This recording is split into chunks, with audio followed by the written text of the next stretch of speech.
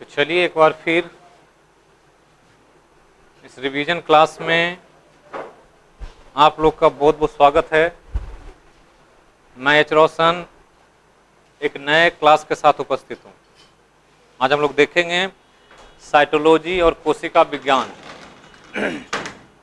ध्यान देना है कि पूरा बायोलॉजी का बेस साइटोलॉजी है। क्योंकि पिछले क्लास में बताया गया था आपको कि जीवन जो बना है वो सेल से बना हुआ है।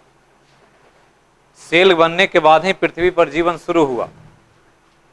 मतलब जीवन को चलाने वाला जो स्ट्रक्चर है वो सेल है।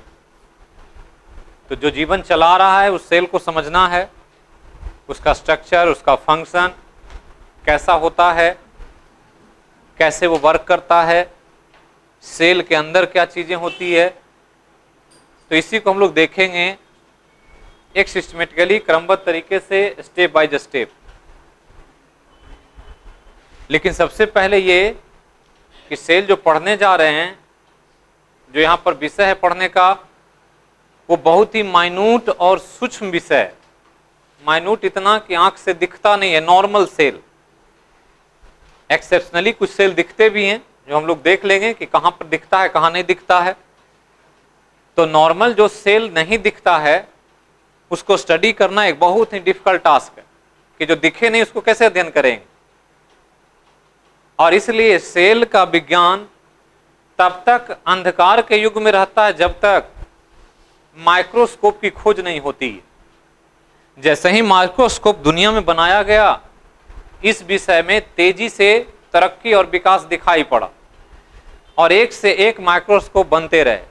पहले सिंपल माइक्रोस्कोप बनाया, फिर कंपाउंड माइक्रोस्कोप बनाया और फाइनली इलेक्ट्रॉन माइक्रोस्कोप बना दिया मानव ने। और एक ऐसा चीज बनाया जिससे आप किसी सूक्ष्म चीज को 2 लाख गुना बड़ा करके देख सकते हैं। और यही एक नया विज्ञान में क्रांतिकारी परिवर्तन लाया और उसी के द्वारा सेल के स्टडी में तेजी हुआ और लोग छोटे चीज को बड़ा करके देखने का काम शुरू किया। और जो शुरुआत होता है देखने का काम, वहीं से सेल का इतिहास शुरू होता है। हमने कहा जब तक माइक्रोस्कोप नहीं था सेल के बारे में कुछ भी पता नहीं था कि सेल होता भी है कि नहीं होता है। और हमने कहा कि ये स्टेप बाय स्टेप हुआ, पहले सिंपल माइक्रोस्कोप, फिर कंपाउंड माइक्रोस्कोप और फाइनली इलेक्ट्रॉन माइक्रोस्कोप। तो कुछ वैज्ञानिक हैं जो पुराने समय में अपने द्वारा बनाए माइक्रोस्कोप से चीजों को देखते रहते थे। वो जब माइक्रोस्कोप बना लेते थे तो जिज्ञासा मन में होती ही है कि देखते हैं क्या होता है। और इसी क्रम में कुछ वैज्ञानिक ने ये काम किया और देखते देखते अचानक उनकी नजर सेल पर पड़ गई और वहीं से सेल का आविष्कार हो गया, खोज हो गया। कुछ वो खोज नहीं रहे थे, तरह तरह के चीजों को देखते रहते थे कि क्या है ये। स्लाइड के नीचे लगाया, देखा। एक बच्चे को देखते होंगे, दूरबीन मेले में जाता है, खरीद के लेकर आता है, तो वो देखता रहता है दिन भर क्या क्या है और उसमें उसको चीजें दिखती है तरह तरह की।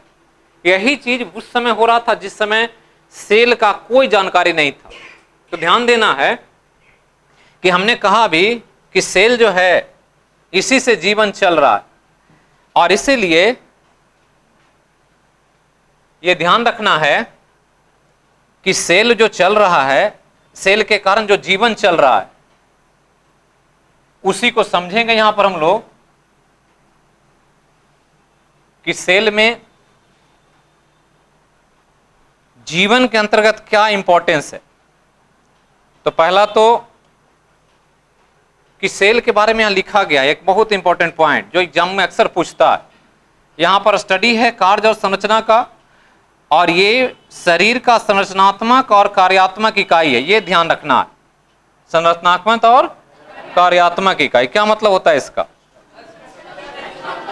Structural and functional unit. Structural का मतलब कि जिससे कोई चीज बना हो, संरचना, और कार्य, जो कार्य होना है।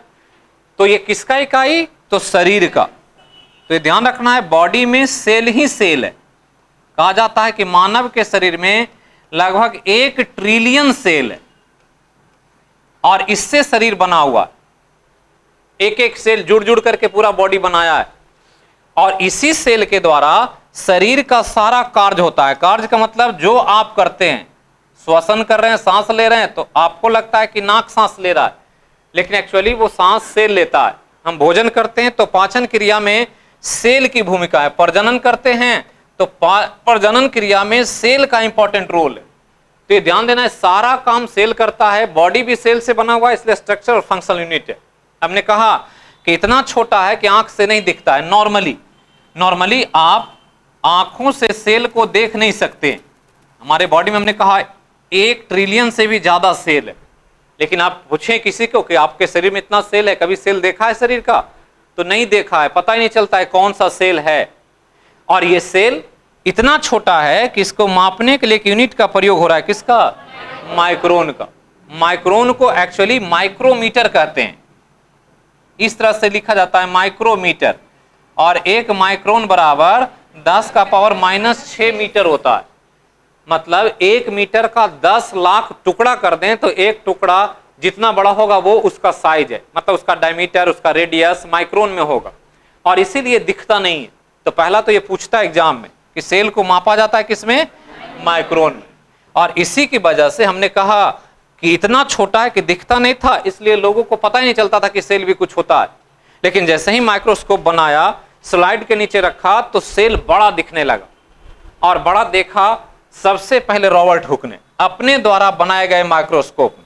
इंग्लैंड के वैज्ञानिक, इनका नाम यहां भी आता है, फिजिक्स में भी आता है, फिजिक्स में पढ़ते हैं हुक्स लॉ, जो इन्हीं का दिया हुआ है।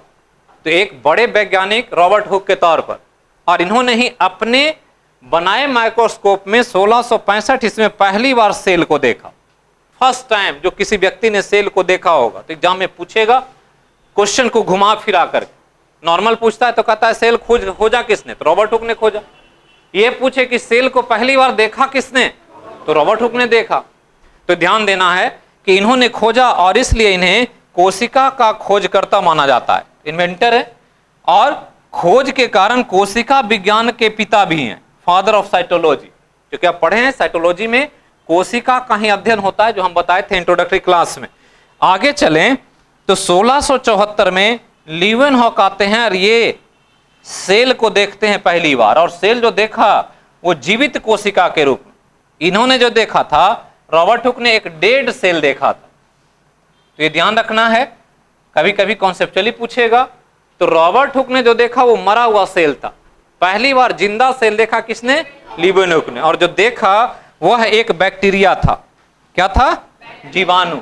और इसलिए इनको बैक्टीरियोलॉजी का पिता माना जाता है। तो ध्यान रखना है, साइटोलॉजी का पिता कौन? Robert Hooke. और बैक्टीरियोलॉजी का पिता लीवेनहॉक। पहली बार किसने देखा सेल को? और जीवित सेल किसने देखा? लीवेनहॉक ने देखा। कब देखा पहली बार सेल को? और लीवेनहॉक ने कब देखा? तो बहुत इंपॉर्टेंट ये 4 ही लाइन है जो बहुत बार सवाल पूछा गया एग्जाम में। कोई ऐसा एग्जाम नहीं जिसमें सवाल नहीं आया। ये तो 4 पॉइंट को ध्यान रखेंगे हमेशा। और आगे बढ़ते हैं, इसके तथ्यों से रिलेट करके आगे की चीजों को देखें। यहां कहता है, हमने कहा कि सेल जो है वही शरीर का निर्माण करता है। और शरीर के निर्माण में सेल का जो नंबर है, संख्या है, उसके आधार पर सेल को मेनली 2 भाग में बांटा जाता है। मतलब जीव को, एक यूनिसेलुलर जीव है और एक मल्टीसेलुलर। एक कोशिकीय और बहुकोशिकीय। मतलब जिसके शरीर में एक कोशिका हो वो यूनिसेलुलर, और एक से अधिक कोशिका हो मल्टीसेलुलर। और मैक्सिमम प्लांट और एनिमल जो है वो मल्टीसेलुलर है। कुछ ही हैं जो यूनिसेलुलर हैं, जो पढ़ेंगे आगे चैप्टर में आएगा तो वहां पर चर्चा होगी कौन यूनिसेलुलर कौन मल्टीसेलुलर। लेकिन आपको यहां ध्यान देना है कि संख्या जब एक होगा तो यूनिसेलुलर मानेंगे, एक से अधिक होगा मल्टीसेलुलर मानेंगे। और ये ध्यान देना है सबसे इंपॉर्टेंट कि शरीर जानवर का या पौधे का जैसे जैसे विशाल धारण करता है, रूप विशाल आकार प्राप्त करता है, सेल की संख्या उसमें बढ़ती चली जाती है। 1 सेल होगा तो छोटा जीव होगा, 4 सेल होगा उससे बड़ा होगा, 10 सेल होगा उससे बड़ा होगा। जितना बढ़ेगा आकार उतना सेल भी संख्या बढ़ाना पड़ेगा, क्योंकि बना हुआ सेल से है। आप घर बनाते होंगे तो 1 मंजिला मकान में जितना ईंट लगता है 2 मंजिला मकान में उससे ज्यादा ईंट लगता है। तो बड़ा करेंगे बिल्डिंग, ईंट लगाना पड़ेगा। तो सेल शरीर का ईंट है, इसीलिए उसको यूनिट मानते हैं। और जितना बड़ा शरीर उतना ज्यादा सेल। तो ध्यान देना है कि 2 ही वर्गीकरण है सेल का, और भी वर्गीकरण है जो माइन्यूट तौर पर हम लोग मेन क्लास में देखते हैं तो उसमें ए सेलुलर ऑर्गेनिज्म की भी बात आती है, तो वो बाद में बात चर्चा करेंगे। अब यहां ध्यान देना है, लिखा गया कि कोशिका की संख्या शरीर के आकार पर निर्भर करता है। ये एक बेसिक पॉइंट है कॉन्सेप्चुअली। कभी कभी दे देगा घोड़ा, हाथी, कुत्ता में सबसे ज्यादा सेल किसमें? हाथी में। तो रटना नहीं है कि किसमें ज्यादा, आपको ये देखना है कि साइज किसका बड़ा है। जिसका साइज बड़ा उसमें सेल ज्यादा, जिसका साइज छोटा उसमें सेल कम, तो ये ध्यान रखना है। अब यहां क्या है कि सेल पर जब स्टडी हो रहा था तो 1665 में पहली बार देखा, किसने? 1674 में देखा लीवेनहॉक, और यहां के बाद ज्यादा वर्क नहीं हो पाया सेल के तौर पर, क्योंकि इनके पास माइक्रोस्कोप बहुत छोटा था और सिंपल था, बहुत कुछ ज्यादा उसमें रिजोल्यूशन नहीं था, देखने की क्षमता कम थी, तो सिंपल मोटा मोटी जो दिखता था उसके आधार पर स्टडी हो रहा था। लेकिन धीरे धीरे तरक्की हुआ और माइक्रोस्कोप एडवांस हो गया, और तब समय आ गया लगभग 150 साल बाद 1838 और 1839, ये 2 ईयर कोशिका विज्ञान के क्षेत्र में एक बड़ा साल है, और ये दोनों ईयर जर्मन के वैज्ञानिकों के नाम जाता है। और यहां पर एक नया टर्निंग पॉइंट है विज्ञान के क्षेत्र में कि दोनों वैज्ञानिकों ने पहली बार सेल थ्योरी प्रस्तुत किया। तो ये ध्यान रखना है, कोशिका सिद्धांत आया 1839 में, 1665 के बाद सीधा 1839, ज्यादा वर्क बीच में नहीं हो पाया। और इन दोनों ने मिल करके सेल के बारे में डिटेल स्टडी किया। इन दोनों ने अलग अलग और अपने अपने माइक्रोस्कोप से सेल का पूरा स्टडी करने के बाद सेल थ्योरी प्रस्तुत किया। एक व्यक्ति जो स्लाइडेन हैं, इन्होंने प्लांट के बारे में बताया। ये ध्यान रखना है, किसके बारे में? प्लांट के बारे में। सिल्डेन ने बताया पौधों के बारे में, और स्वान ने बताया जानवर के बारे में। इसलिए सिल्डेन के द्वारा प्लांट सेल थ्योरी और स्वान के द्वारा एनिमल सेल थ्योरी। तो ध्यान देना है, अब दोनों जब प्लांट और एनिमल बता दिया तो पृथ्वी पर यही 2 जीवित जानवर हैं या पौधे हैं जिसको हम लिविंग ऑब्जेक्ट कहते हैं, बाकी तो सब निर्जीव वस्तु है। तो सजीव 2 ही था और दोनों के बारे में स्टडी कर लिया। तो इसके आधार पर 1839 में दोनों ने मिल करके सेल थ्योरी को लाया। तो सेल थ्योरी किसने दिया, ये याद रखना है। किसने दिया? कहां का वैज्ञानिक है? जर्मनी का। पौधे के बारे में किसने बताया? और जानवर के बारे में? ये साल याद रखना है, 1839, ये मेन है।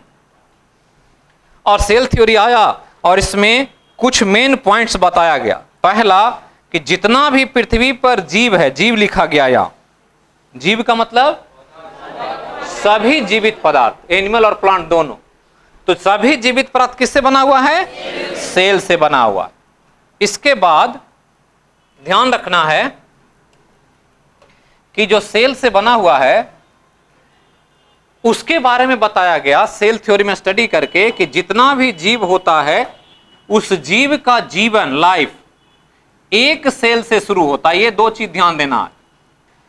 चाहे उसके शरीर में अरबों खरबों सेल हो, लेकिन जीवन जो इनिशिएट होगा वो एक ही सेल से होगा। तो एग्जाम में पूछेगा कभी कभी कि किसी भी जीव के जीवन की शुरुआत कितनी कोशिका से? एक कोशिका से। तो ये ध्यान देना है कि एक ही सेल से जीवन शुरू होता है और इस सेल को नॉर्मली जायगोट कहते हैं। ये पूछ देगा कि जीवन का पहला सेल कौन? जायगोट। स्पर्म ओवा फ्यूज करता है, जायगोट बनता है, वही पहली कोशिका होती है। मुर्गी अंडे देती है, उसमें एक ही सेल होता है। तो एग्जाम में पूछ देगा कि कोई भी पक्षी अंडे देता है, उसमें कितना सेल? एक सेल। जिस समय लेइंग किया गया, अंडे देने के समय, अंडा के समय बढ़ेगा, उस पर मुर्गी बैठ जाएगी तो सेल की संख्या बढ़ने लगेगा और बढ़ करके वो चिक्स बन जाएगा। तो चिक्स में तो बहुत सारा सेल है, चूजे में, लेकिन उस अंडे में एक ही सेल है। और नॉर्मली जायगोट ही अंडा होता है, ये ध्यान देना है। एग जो होता है जायगोट होता है। तो कभी कभी पूछ देगा एग क्या है बायोलॉजिकली, तो जायगोट है। तो ये ध्यान देना है, स्पर्म और ओवा के फ्यूजन से बना है, तो एक ही सेल होता है, ये ध्यान देना, जीवन का पहला सेल। इसके अलावा कहा कि सेल का निर्माण पहले से मौजूद सेल से होता है, मतलब एक सेल होगा वही नए सेल को जन्म देगा। Cell arises from pre existing cell. सेलुला ओमनी सेलुला, मतलब रुडोल्फ विर्चो ने एक सिद्धांत दिया था कि एक सेल से ही दूसरा सेल बनता है, और जो सेल बनाता है 2 सेल को, इसमें एक सेल डिवाइड करके 2 सेल बनता है। इसमें ये सेल मदर सेल कहलाता है और ये दोनों डॉटर सेल कहलाता है। तो ये कहा सेल की संख्या बढ़ेगी कैसे? तो सेल ही डिवाइड करेगा। जायगोट है, जायगोट टूटेगा और 1 से 2 सेल बनेगा, 2 से 4 सेल बनेगा, 4 से 8 सेल बनेगा और बनते बनते बॉडी बन जाएगा। तो ये बातें बताया गया सेल थ्योरी में। तो 3 पॉइंट, जीवन किसी का भी हो सेल चाहिए। दूसरा कि जीवन की शुरुआत एक कोशिका से होता है और एक सेल डिवाइड करके अपने जैसे नए कोशिका का निर्माण करता है, यह सेल थ्योरी में बताया गया। तो ध्यान देना है। अब यहां पर एक इंपॉर्टेंट फैक्चुअल बात बताई गई है जो आपसे एग्जाम में पूछा जाता है कि सेल में बहुत सारा वेरिएशन है, विविधता है, और वो विविधता एग्जाम में पूछा जाता है। जैसे पृथ्वी पर सबसे छोटी कोशिका पीपीएलओ में कई बार पूछा है एग्जाम में, पूरा नाम याद रखिएगा, फ्लोरोनिमोनिया लाइक ऑर्गेनिज्म। ये ध्यान देना है, इसका साइज 0.1 माइक्रोन होता है। अब इनका 1 माइक्रोन नॉर्मल सेल का साइज है, 1 माइक्रोन। ये ध्यान देना है, 1 से 10 माइक्रोन का सेल होता है नॉर्मली, लेकिन ये 1 का भी 10 गुना छोटा है, 0.1 माइक्रोन है, तो बहुत छोटा है। इससे छोटा कोई सेल अभी तक नहीं मिला। दूसरा कि सबसे बड़ा सेल एक ऑस्ट्रिच एग होता है। अभी हमने कहा कि कोई भी अंडा में एक ही सेल होता है, इसीलिए पूछता है। तो ऑस्ट्रिच एग में कितना सेल? 1 सेल। और ऑस्ट्रिच का जो अंडा है वो पृथ्वी पर किसी भी जानवर द्वारा दिए गए अंडे में सबसे बड़ा अंडा है। तो अंडा जब बड़ा है तो सेल बड़ा है, इसलिए इसको बड़ा सेल माना जाता है। साइज याद रखना 172 135 मिलीमीटर के डायमीटर में होता है।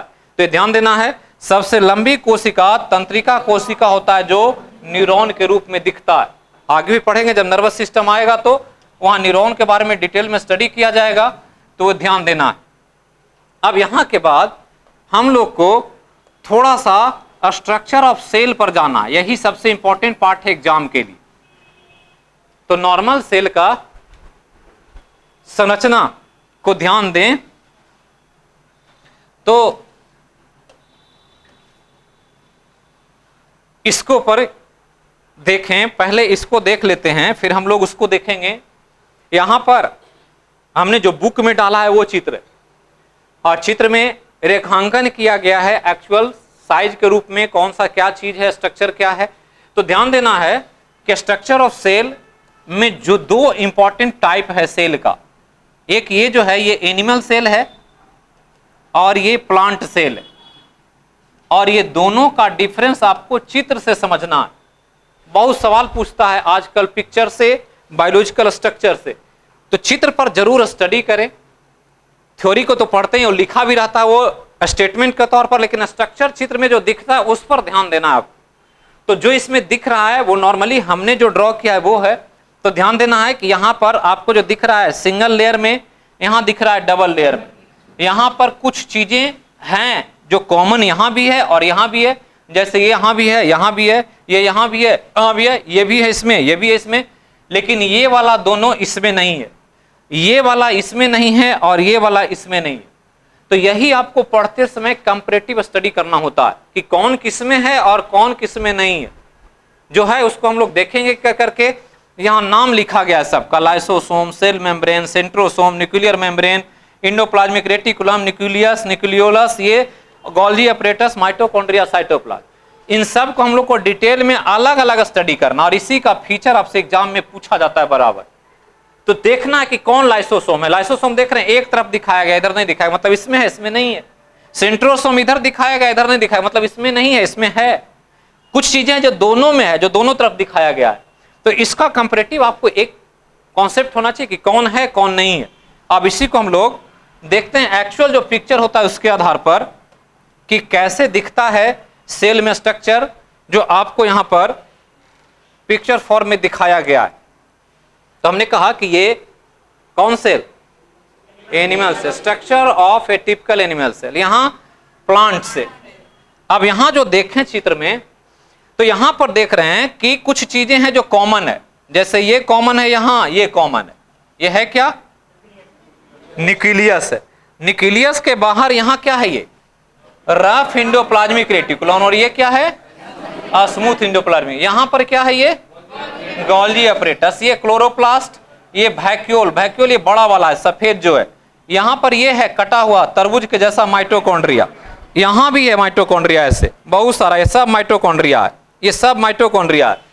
इसके अलावा देखें तो कुछ चीजें हैं, जैसे राइबोसोम यहां भी है और यहां भी कुछ राइबोसोम दिखेगा, जैसे यहां पर दिख रहा है ये लाइसोसोम, यहां दिखाया गया जो ये शेड में है पिंक कलर में, यहां पर लाइसोसोम नहीं है। तो कंपैरेटिव स्टडी करना है। दूसरा कि यहां देखें तो यहां सेल में एक ही घेरा है बाहर में, और इस घेरा का नाम क्या है? Cell membrane. और यहां घेरा कैगो है?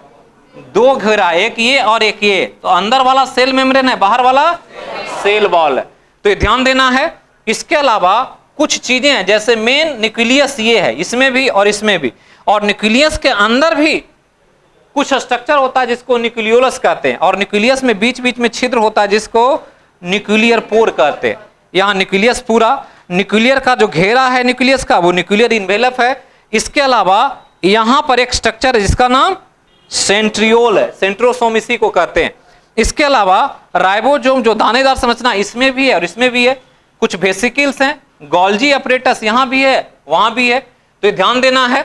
इसके अलावा ध्यान देना है ये सेल वाल पर। तो सेल वाल ये वाला यहां से यहां तक ये थिकनेस है, यहां पर सेल वाल नहीं है। तो पूछेगा सेल वाल किस में होता है? प्लांट सेल में होता है। वैक्यूल किस में होता है? क्लोरोप्लास्ट किस में होगा? गोल्जी अपरेटस दोनों में, यहां भी है और यहां भी है। इंडोप्लाज्मिक रेटिकुलम यहां भी है और यहां भी है। यहां लिखा हुआ है ER, ये स्मूथ ER है, ये रफ ER है। यहां भी वही चीज लिखा हुआ है, रफ ER स्मूथ ER। तो जो चीज कॉमन है उसको तो पढ़ना ही है, जो कॉमन नहीं है, दोनों में डिफरेंस है, उस पर ज्यादा ध्यान रखना। अब इसी स्ट्रक्चर को हम लोग एक एक करके अलग तौर पर देखेंगे कि कौन सी संरचना का क्या इंपॉर्टेंस है और किस प्रकार से वो हमारे लिए महत्वपूर्ण है, बॉडी के लिए महत्वपूर्ण है। तो पहला जो स्ट्रक्चर है वो हम बाहर से शुरू कर रहे हैं, सेल वॉल, हिंदी में कोशिका भित्ति। तो भित्ति मतलब दीवाल होता है, और कोशिका तो है ही, तो कोशिका का बाहरी दीवार क्या कहलाएगा? सेल वॉल कहलाएगा। किसमें? ओनली प्लांट में। यहां पर लिखा गया, यह ध्यान रखना है कि यह सिर्फ प्लांट सेल में होता है, एनिमल में नहीं होता, इसलिए पूछता एग्जाम में।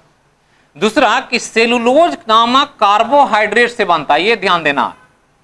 किससे बना हुआ है? और नाम दूसरा जो है, एक इंपॉर्टेंट पॉइंट ये बराबर पूछेगा एग्जाम कि कवक का सेल वॉल काइटिन क्या है? यह भी कार्बोहाइड्रेट है।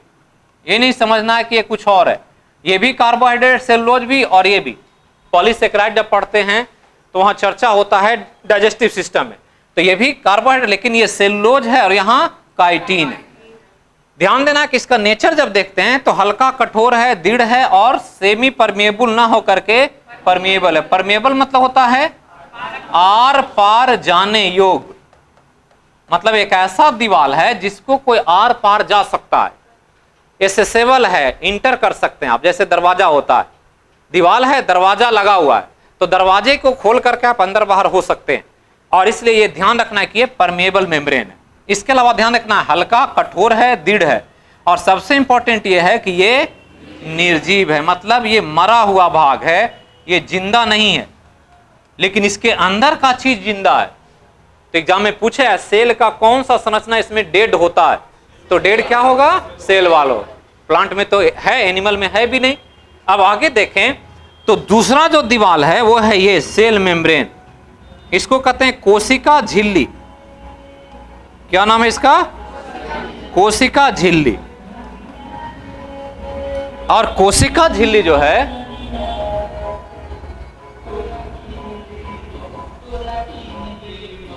ये एक कॉमन स्ट्रक्चर है जो दोनों तरह के सेल में होता है। चाहे वो दुनिया का कोई भी सेल होगा उसमें सेल मेम्ब्रेन मिलेगा। ये ध्यान देना है कि चाहे वो एनिमल का हो, चाहे प्लांट का हो, किसी का भी हो, सेल मेम्ब्रेन रहेगा। लेकिन ये अगर एनिमल सेल की बात करें तो एनिमल में यही एकमात्र है, और एनिमल में यह सबसे बाहर एक दीवाल के रूप में है। प्लांट में सबसे बाहर में कौन है? और एनिमल में सबसे बाहर सेल में। सेल मेम्ब्रेन के बाद कुछ नहीं है। और वही प्लांट में सेल मेम्ब्रेन के ऊपर एक दीवार लगा हुआ है जिसका सेल वॉल नाम है। तो ध्यान देना है। अब कह रहा है यहां कि जो सेल मेम्ब्रेन है ये एक दीवाल है, ऐसे इतना मोटा, ये दीवाल की मोटाई है। और मोटाई कितना? 75 एंगस्ट्रम। ये याद रखना कि सेल वॉल का थिकनेस कितना होता है, और 1 एंगस्ट्रम बराबर 10⁻⁻10 मीटर। कितना मीटर? 10⁻⁻10 मीटर। और ध्यान देना है कि ये दीवार को 3 लेयर में बनाया गया है, या नेचर में बनता है अपने आप। एक लेयर जो है ऊपर में, एक दीवार इतना बड़ा थिकनेस वाला है ये, फिर बीच में ये वाला है और लास्ट में ये वाला है। तो 3 लेयर, जिसमें ऊपर और नीचे का लेयर प्रोटीन से बना हुआ है, अपर लेयर और लोअर लेयर, और मिडिल लेयर बना हुआ है लिपिड या वसा का। प्रोटीन के लेयर का थिकनेस 20 एंगस्ट्रम और लिपिड का थिकनेस 35 एंगस्ट्रम। टोटल मिला देंगे थिकनेस 75 एंगस्ट्रम। और ये जो दिखता है वो एक सैंडविच की तरह दिखता है, जैसे ऊपर में ब्रेड, नीचे में ब्रेड और बीच में ऑमलेट डाल दें। और इसलिए सेल मेम्ब्रेन के इस मॉडल को सैंडविच मॉडल भी कहा जाता है। एग्जाम में पूछेगा कि सेल मेम्ब्रेन कितने लेयर में? 3 लेयर में। ऊपर नीचे का लेयर प्रोटीन से और बीच का लेयर वसा से। थिकनेस याद रखना कितना। अब यहां कह रहा है कि यह जो लेयर है वो लाइपोप्रोटीन से बना हुआ। ये पूछा है कई बार एग्जाम में। मतलब इसमें लेयर में 2 चीजें, लिपिड और प्रोटीन। हमने कहा प्रोटीन का ऊपर नीचे और बीच में वसा है, तो ये लाइपोप्रोटीन है, ये ध्यान रखना है। कहता है यह लचीला होता है, प्रत्यास्थ होता है और सेमी परमिएबल होता है। यहां क्या था? सेमी परमिएबल और परमिएबल में क्या डिफरेंस? एक पारगम है और एक अर्ध पारगम है। मतलब एक में आप आ जा सकते हैं बिना हेजिटेशन के, और एक में आपको परमिशन लेना पड़ेगा। अगर अलाउ करेगा तो जाने देगा, नहीं अलाउ करेगा तो नहीं जाने देगा। जैसे घर में या किसी अपार्टमेंट में गार्ड्स होते हैं, तो गार्ड्स गेट पर बैठा रहता है, वो देखता है, पूछता है, अलाउ करता है तो अंदर जाइए, नहीं तो नहीं जाइए। तो इस तरह से ये सिलेक्टिव है। सेमी परमेबल लिखता है, या नहीं तो कहीं कहीं सिलेक्टिव परमेबल भी लिखता है। मतलब चयन करता है कि किसको अंदर जाना है, किसको अंदर नहीं जाना। तो इस रूप में थोड़ा सा यहां डिफरेंस है। अब यहां ध्यान दें कि यह जो हमने बताया कि ऊपर और नीचे क्या है? प्रोटीन से बना हुआ और बीच में वसा है। कह रहा है कि कोशिका में मौजूद सभी झिल्लियां जो होती है उसकी संरचना एक समान होती है। और ये बताया एक वैज्ञानिक ने जिसका नाम रॉबर्टसन है, और रॉबर्टसन ने दिया यूनिट मेम्ब्रेन कॉन्सेप्ट। तो ये ध्यान रखना है, एग्जाम में पूछा है कई बार कि यूनिट मेम्ब्रेन कॉन्सेप्ट किसने दिया था? रॉबर्टसन ने। कहना था कि सेल में जितना भी मेम्ब्रेन होगा, cell membrane, plasma membrane, nuclear membrane, lysosome का मेम्ब्रेन, राइबोसोम का मेम्ब्रेन, कोई भी झिल्ली है वो सब एक ही जैसा बना होता है। और इसलिए इसको यूनिट मेम्ब्रेन कॉन्सेप्ट के तौर पर रॉबर्टसन ने प्रस्तुत किया। आगे देखें तो कहता है सेल मेम्ब्रेन के कार्य के तौर पर, जो बहुत इंपॉर्टेंट है एग्जाम के लिए, कि सेल मेम्ब्रेन ठोस पदार्थों का भक्षण करता है। समझिए ये कि सेल मेम्ब्रेन कोशिका का हाथ पैर मुंह सब है, सारा काम इसी को करना है। और इसलिए जो भी क्रियाएं होती है एक्सटर्नली वो सब सेल मेम्ब्रेन द्वारा संपन्न होता है। तो जब भी इसके पास कोई ठोस पदार्थ पहुंचता है तो उसको ये अंदर ले लेता है और उसको नष्ट करता है। इवन कहें कि भोजन लेता है, जैसे हम लोग भोजन उठाकर के थाली से मुंह में डालते हैं, सॉलिड मटेरियल है, अंदर गया, वो उसका डाइजेशन हो गया। वैसे ही कोई भी सॉलिड मटेरियल उसको ले जाएगा अंदर और उसको डिजोल्व करके उससे जो भी चीज लेना होगा वो ले लेगा। और इसलिए ये एक प्रक्रिया सेल के भोजन करने के कार्य के रूप में देखा जाता है। इसको बायोलॉजिकली फैगोसाइटोसिस कहते हैं, और जिसको नॉर्मली सेल ईटिंग भी कहा जाता है। दूसरा है कि जब लिक्विड अंदर ले जाता है तो इसको पिनोसाइटोसिस कहते हैं, जो सेल ड्रिंकिंग है, पानी पी रहा है और कभी कभी भोजन कर रहा है। तो जो सेल ईटिंग है सॉलिड पार्ट फैगोसाइटोसिस है, लिक्विड है तो पिनोसाइटोसिस। और इसको हम लोग क्या मानते हैं? सेल ड्रिंकिंग मांगते हैं। दोनों टर्म याद रखना है, पिनोसाइटोसिस और फैगोसाइटोसिस। आगे चलें तो कहता है कि जब इसको अंदर से कुछ चीजें हार्मफुल होता है तो उसको बाहर निकालता है, और बाहर निकालता है तो कहते हैं ये सेल वोमिटिंग कर रहा है, जो उत्सर्जन का एक कार्य है। हम भी वोमिटिंग करते हैं, मानव भी वोमिटिंग करता है। कब? जब बॉडी में कुछ अनवांटेड चीज चला जाता है, या कोई ऐसा चीज हो जो लगे कि अब भोजन बॉडी में नहीं रह सकता है, उससे दिक्कत हो रहा है, वोमिट कर देता है। तो उसी रूप में सेल भी वोमिट करता है। जब उसको लगता है कि हार्मफुल है तो उसको बाहर निकालना है। तो ये ध्यान रखना है, भोजन करता है, पानी पीता है, वोमिटिंग भी करता है।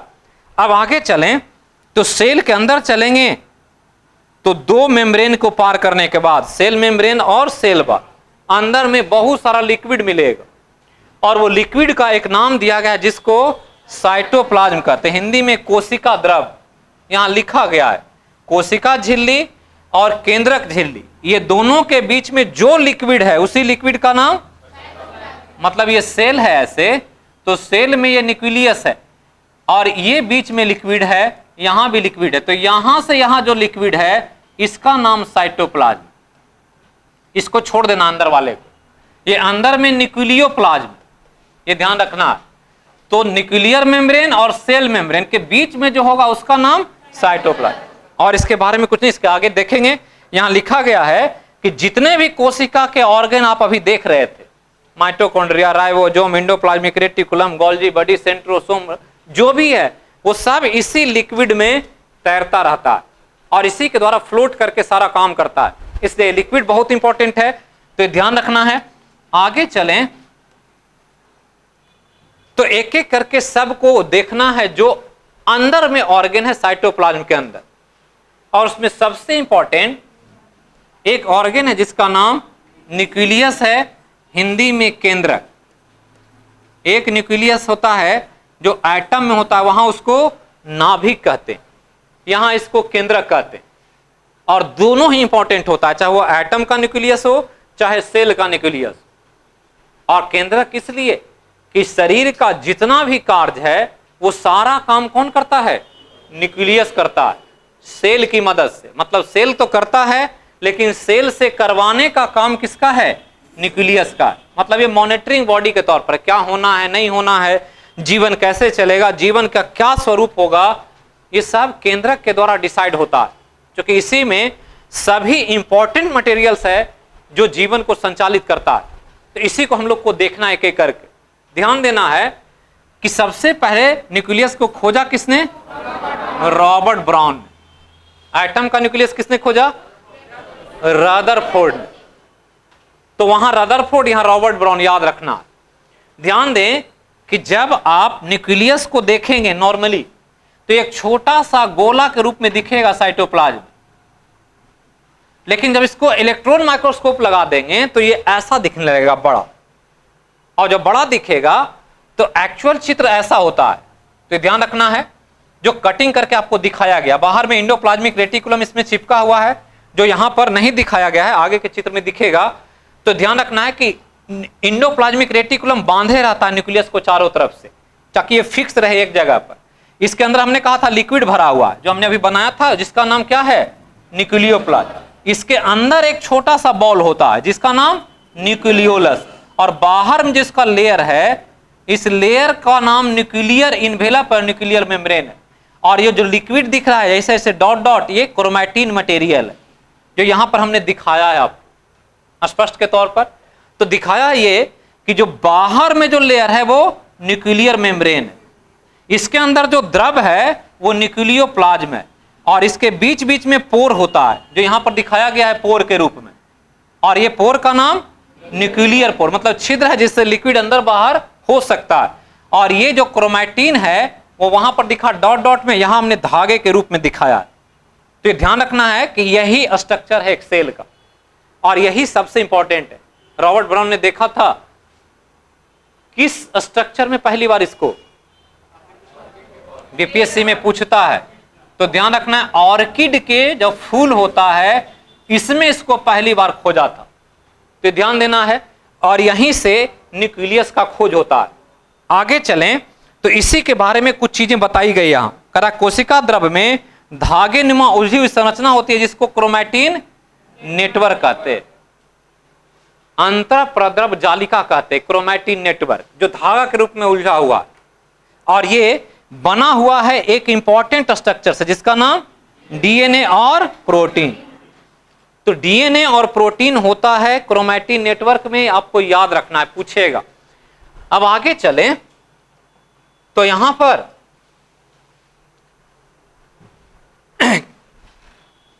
एक इंपॉर्टेंट इंफॉर्मेशन दिया गया है आपको कि कोशिका के अंदर उपापचयी क्रिया को नियंत्रित करने का काम केंद्रक करता है।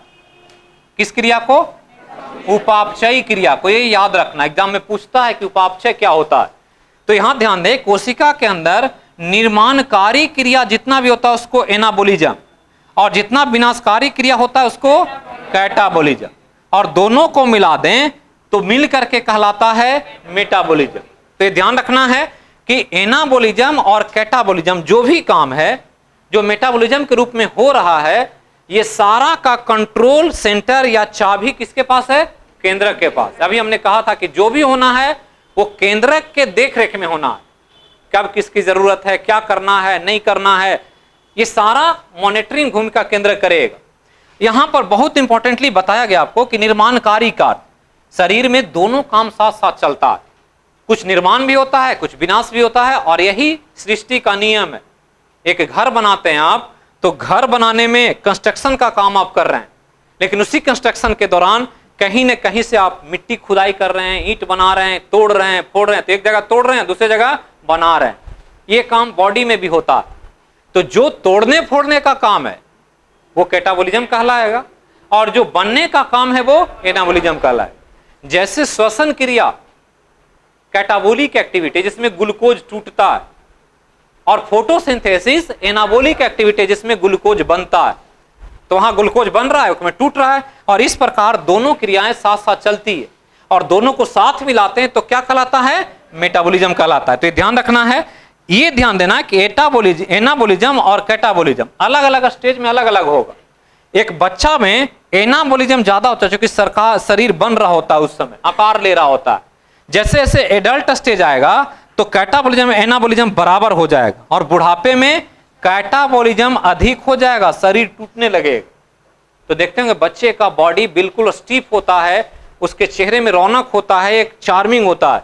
जैसे जैसे उम्र बढ़ेगा एजिंग दिखने लगता है, बुढ़ापा आने लगता है। कितना भी आप मेकअप कर लीजिए, कुछ भी कर लीजिए, कुछ काम नहीं करता, क्योंकि वो सेल अंदर में टूट रहा है, और टूटेगा, बुढ़ापा आएगा, झुर्रियां आ जाएगी, स्किन जो टाइट है वो ढीला पड़ जाएगा, मांसपेशियां ढीली पड़ जाएगी, और बुढ़ापे की तरह आदमी बढ़ जाता है। तो ये ध्यान देना है, और इसमें कैटाबोलिक एक्टिविटी की भूमिका होती है।